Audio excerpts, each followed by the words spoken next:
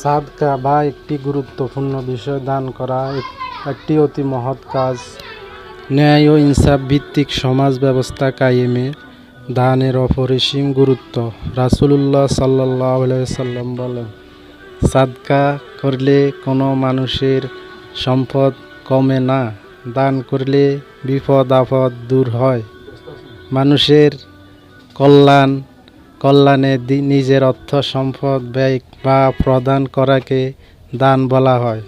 হযরত সালেম রাদিয়াল্লাহু হতে বর্ণিত, রাসূল সাল্লাল্লাহু আলাইহি সাল্লাম বলেন, শুধুমাত্র দুজন লোকের উপর ঈর্ষা করা যায়।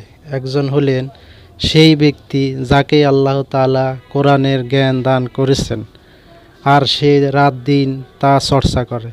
অপরজন হলেন যাকে আল্লাহ সম্পদ দিয়েছেন আর রাত দিন সে তা মানব কল্যাণে খরচ করে। বুখারী। দানের প্রতিদান আল্লাহ প্রদান করেন। আল্লাহ তাআলা ইরশাদ করেন, তোমরা যাহারা আল্লাহর রাস্তায় দান করবে উহার প্রতিদান তোমাদেরকে পুরোপুরি দেওয়া হবে আর তোমাদের প্রতি কোনো প্রকার জুলুম করা হবে না। সূরা আনফাল ৬০ নম্বর আয়াত। ওমা তুনফিকু ফি সাবিলিল্লাহি, তোমরা আল্লাহর রাস্তায় দান করো, ইউওয়াফা ইলাইকুম, তোমাদেরকে পুরোপুরি প্রতিদান দেওয়া হবে। ওয়া আনতুম লা তুজলামুন, তোমাদের প্রতি কোনো জুলুম করা হবে না।